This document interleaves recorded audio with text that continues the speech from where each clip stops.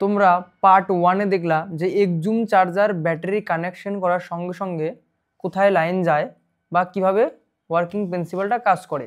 তো এইবার আমি তোমাদেরকে একজুম চার্জারের দুটো মেন সেকশনের কথা বলবো, সেটা হচ্ছে একটা কুল সেকশন, একটা হট সেকশন।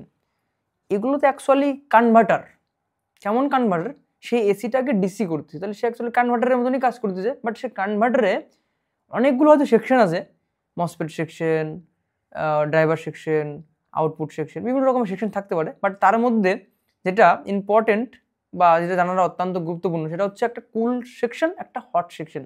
হট সেকশন অর্থাৎ বোঝায় যে প্রান্তে এসি আছে, মানে আমি যেখানে টাচ করতে পারবো না সেটা হচ্ছে হট সেকশন, আর যেখানে আমার রয়েছে ডিসি সেটাকে বলা হচ্ছে কুল সেকশন।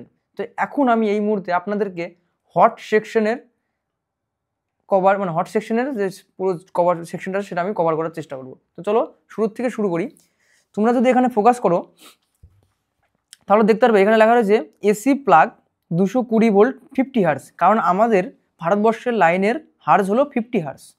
এবার যখন আমরা এসিটা প্লাগ করি তখন দেখবে এসিতে 3টে তার থাকে, একটা ফেজ, একটা নিউট্রাল, একটা আর্থ। তো ফেজ, নিউট্রাল, আর্থ, তো আর্থ তো আমরা আর্থে করে দিছি, আর ফেজ অ্যান্ড নিউট্রাল নিয়ে আমরা চর্চা করব। এইবার তোমরা দেখতে পারবে এখান থেকে ফেজ থেকে একটা লাল তার এদিকে চলে গেল, আর এই কালো তার থেকে, মানে অর্থাৎ নিউট্রাল থেকে একটা কালো তার চলে গেল। এখানে লেখা রয়েছে, কি লেখা রয়েছে, এখানে রয়েছে AC line neutral, AC line phase. এবার তোমরা যদি এই লাইনটা যদি ধরে আসো, তো ধরে আসার পরে দেখতে পারবে এই জায়গাটায়, আসো চলে আসো চলে আসো চলে আসো চলে আসো চলে আসো চলে আসো, এখানে রয়েছে AC line phase and AC line neutral. তো এই জায়গাটা তোমাদেরকে আমি বলি, এইখান থেকে দেখো এখানে একটা LED light, 3mm red LED light, যেটা লেখা রয়ে থাকে চার্জ, মানে মেন অন। তারপরে এখানে 220 ভোল্ট এসি থাকে, এখানে লেখা থাকে do not touch because high voltage area.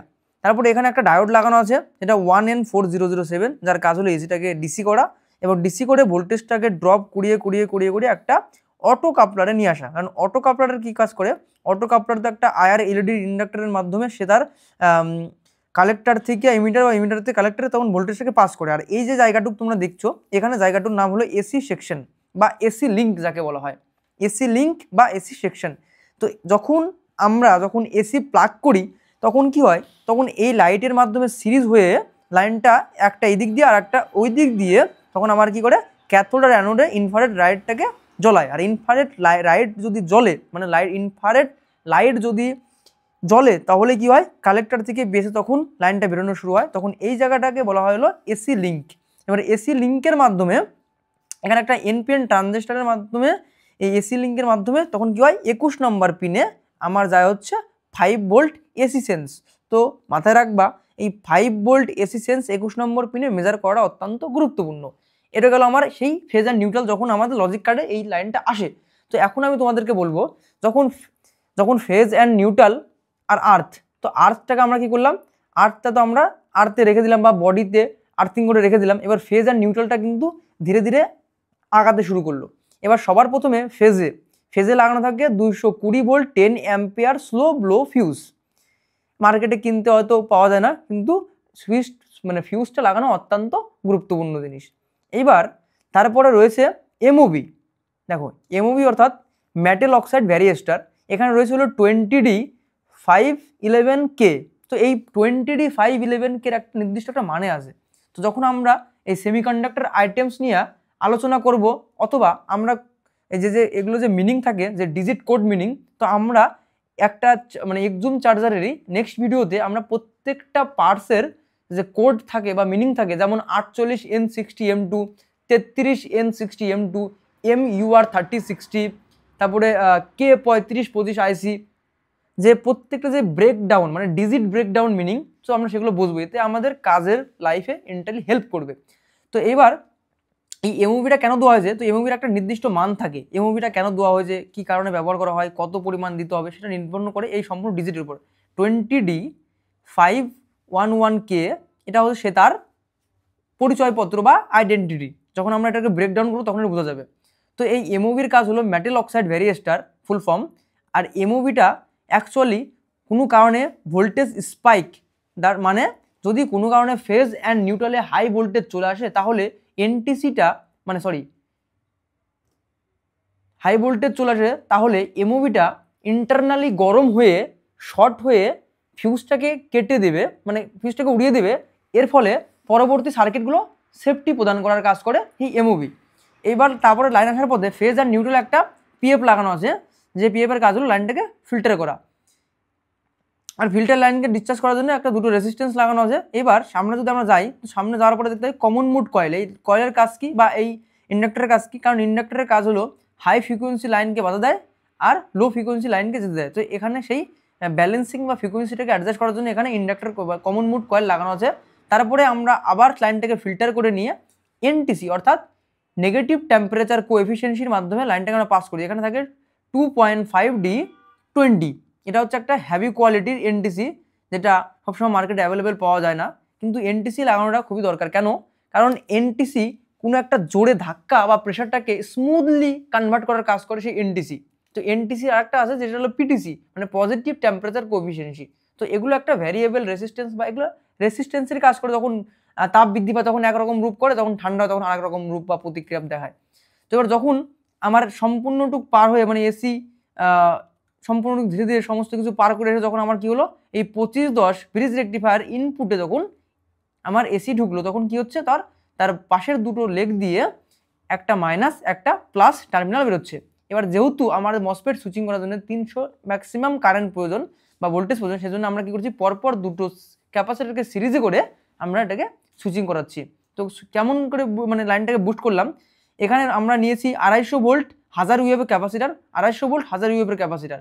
এইবার আমরা এই ব্যাটারি মানে ক্যাপাসিটার এই প্লাস আর মাইনাসে আমরা পেয়েছি 150 ভোল্ট, আবার আরেকটাতে পেয়েছি 150 ভোল্ট। কারণ এই ক্যাপাসিটারগুলো লাগানো রয়েছে সিরিজে, কারণ এর প্লাস তারপরে হলো মাইনাস, তারপরে প্লাস, তারপরে মাইনাস, তারপরে এরকম করতে এসে আমার সার্কেলটা কমপ্লিট হওয়ার কারণে এখানে 300 অ্যাপ্রক্স ভোল্টেজ পাই। যদি তোমরা কোনো সময় দেখতে পাও যে একটা ক্যাপাসিটারের ভোল্টেজ অ্যাপ্রক্স 200 কাছাকাছি হয়ে গেছে আর একটা ক্যাপাসিটারের ভোল্টেজ অ্যাপ্রক্স 60, 70, 80, তাহলে বুঝতে হবে যেটা ক্যাপাসিটারের আমার ভোল্টেজ বৃদ্ধি পেয়েছে সেটাই আমাদের খারাপ ক্যাপাসিটার। তো এবার যখন আমি এসিটা প্লাগ করি, তখন এইরকম পরিস্থিতিতে আমার কিন্তু মসফেটের গেট তো আমার পালস আসলে তো রেডি থাকবে, এমনি আমার মসফেটের সোর্স অ্যান্ড ড্রেন কিন্তু মসফেট সুইচিং করার জন্য রেডি। ঠিক আছে, যখন আমাদের প্রত্যেকটা মসফেটে যখন পালস আসে তখন কিন্তু মসফেটগুলো সুইচিং করে। এবার সুইচিং করার ফলে একটা সার্কুলেশন কমপ্লিট হয়। সার্কুলেশন কমপ্লিট করতে গেলে এখানে একটা লাগে বুস্টিং পিএফ। সার্কুলেশন কমপ্লিট করার সময় তখন প্রাইমারি থেকে সেকেন্ডারিতে তখন ভোল্টেজ তখন বেরোয়। এবার এই ভোল্টেজটা কিন্তু অ্যাকচুয়ালি এসি ভোল্টেজ। এই এসি ভোল্টেজটাকে তো আমাদের ব্যাটারি চার্জ করা যাবে না, কারণ পৃথিবীর সমস্ত ব্যাটারি হচ্ছে ডিসি ভোল্টেজ। তো এবার ডিসি ভোল্টেজ চার্জ করতে গেলে আমাদেরকে এসি থেকে ডিসিতে রূপান্তরিত করতে, তার জন্য বলা হয় ডায়োড। ডায়োডের কাজ কি? ডায়োডের কাজ হলো এসি থেকে ডিসিতে রূপান্তরিত করে। এবার ডায়োডের উপরে বা সামনে লেখা থাকে ইউএফ, লেখা থাকে 1N, এর প্রত্যেকটা একটা কারণ থাকে। তো আমরা যখন এই ডায়োড নিয়ে বা পার্টসের ডেটা যখন ব্রেকডাউন করবো তখন আমরা এই আলোচনাগুলো করবো। তো তোমরা পাশে থাকবে, সঙ্গে থাকবে আর ভিডিওগুলো দেখতে থাকবে, কারণ এগুলো একটা হেল্পফুল মোটিভেশন ভিডিও। এতে আপনার কনফিডেন্সটাকে ইনক্রিজ করে আর কাজের লাইফে হেল্প করে।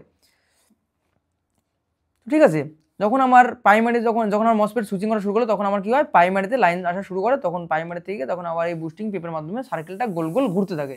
এবার গোল গোল ঘুরতে থাকলে পরে তখন কি হয়, এই সেকেন্ডারিতে কয়েল আর অক্সিলারি কয়েল দুটোতে লাইন বেরোনো শুরু করে।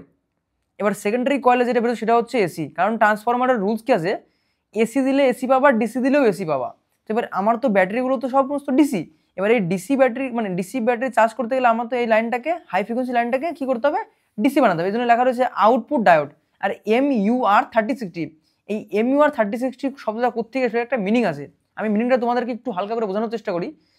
এম অর্থাৎ মোটরোলা, ইউ অর্থাৎ আলট্রা ফাস্ট, আর আর অর্থাৎ রিকভারি, মানে Motorola ultra fast recovery diode. এবার 3060, 30 অর্থাৎ 30 অ্যাম্পিয়ার, 60 অর্থাৎ 600 ভোল্ট। তো MUR3060 এটি হচ্ছে তার কোড ব্রেকডাউন বা কোড ডিজিট মিনিং।